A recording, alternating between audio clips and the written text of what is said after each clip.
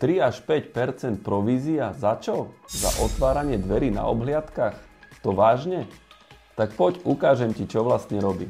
Ušetrím ti 15 telefonátov denne od iných maklérov, ktorí chcú tvoju nehnuteľnosť nabrať do svojej ponuky. Spravím ti profesionálne fotky, video, home staging, zvažujem dron, virtuálny staging, 3D prehliadky.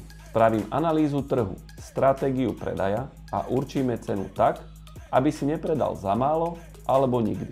Stláčam kľúčky na obhliadkach, piatky, sviatky, soboty, nedele, dážď, slnko, horúčavý sneh, kedykoľvek, bez toho, aby si tušil, ako ďaleko to mám z domu alebo z kancelárie. Vyjednávam s kupujúcimi o cene, ktorí chcú vždy vyjednávať.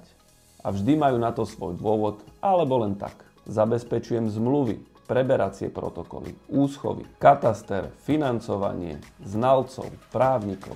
Takže áno, otváram aj dvere na obhliadky, ale 99% práce robím vtedy, keď to ty nevidíš. Ešte stále sa ti zdá 3% veľa? Tak si to poď vyskúšať a uvidíš. Na mojom mieste by si po 3 predajoch pýtal aj 10%. Práca dobrého makléra ti prináša vyšší zisk a úsporu času, ktorú si dopredu nevieš ani predstaviť. Ak predávaš, nehač všetkých maklérov do jedného vreca. Zavolaj tomu, kto to robí poriadne.